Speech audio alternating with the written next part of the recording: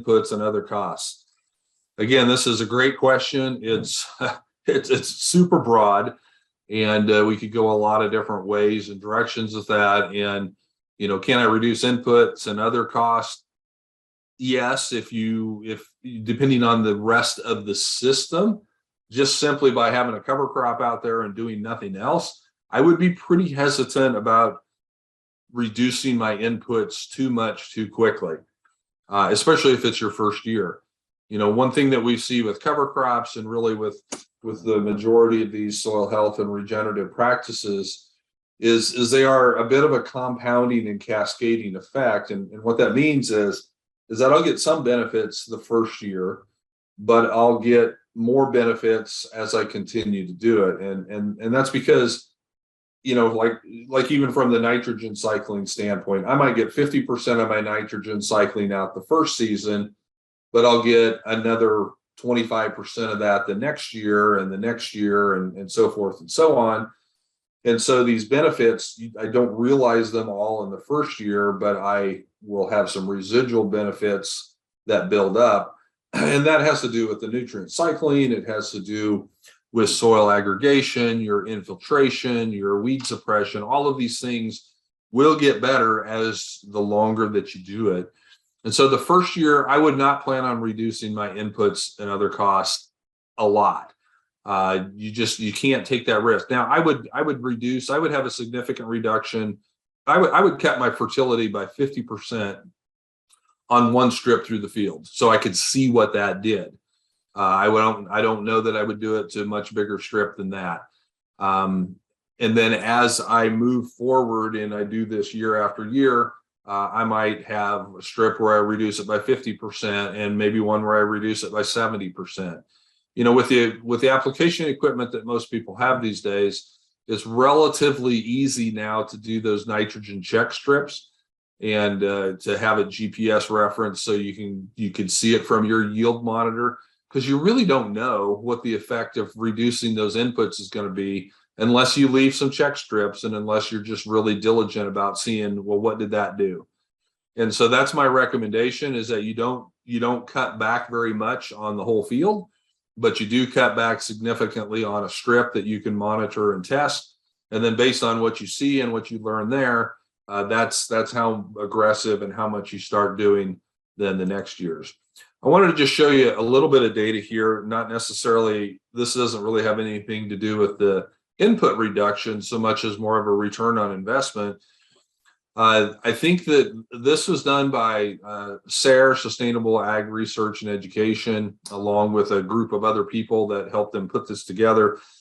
They do a national cover crop survey, and I think they've done about 6 of them now. And they ask all kinds of questions, and the data is all online. If you just search for National Cover Crop Survey, this will pop up pretty easily. But one of the things that they always ask is, what did your corn yield where you had cover crops before the corn, and what did it yield where you didn't have cover crops before the corn? And then they ask the same question with soybeans. And so, when it comes to a return on investment, this is a pretty good indication. Yield is, a return on investment. And this is assuming that all the other things are similar. They didn't really account for any reduction of inputs or anything like that, just simply looking at yield here.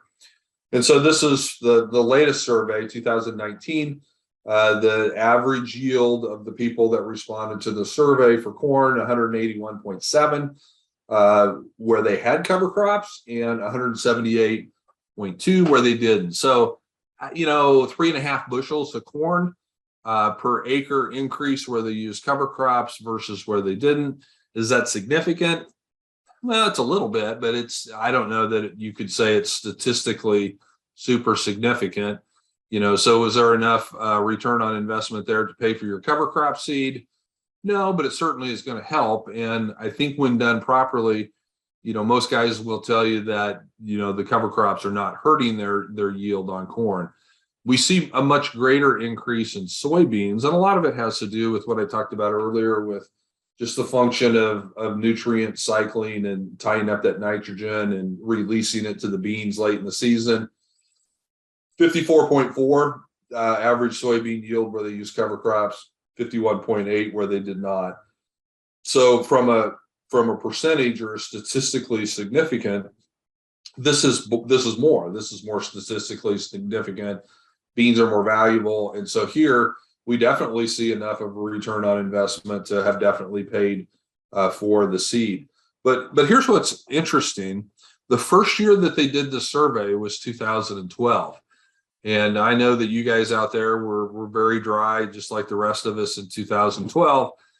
And the conventional thinking would be, oh man, that should have been the worst year to do this survey, because the moisture that those cover crops used certainly had to have hurt both the corn and the soybean yields. But it's not the case. In fact, ever since they started doing this, the biggest benefit to cover crops they've ever seen has been in one of the driest years on record. Very, very interesting, just particularly with corn. And so 2012, obviously corn yields across the board were significantly less, 126.2, where people had cover crops ahead of the corn crop, 115, so 9 bushels difference. That is statistically significant. That's a pretty big deal. And it's simply because those guys that were using cover crops, their soils were enough healthier. They had better infiltration when they did get rain. They had less evaporation. And so that the moisture used by the cover crops did not end up hurting them on a yield standpoint. And again, on the beans, there's about a 5 bushel increase there as well. Beans are much more consistent in that yield bump that we see. Corn will vary more.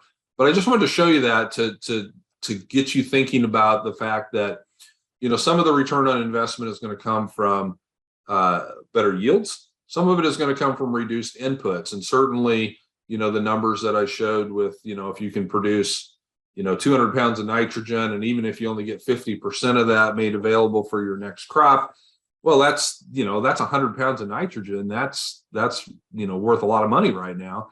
And even if that number is only 50, that's still a significant reduction of inputs that you're going to be able to do down the road if you can produce that nitrogen through the cover crop. Lots of people will report reduction of herbicides, even though you may need to use a herbicide to terminate your cover crop.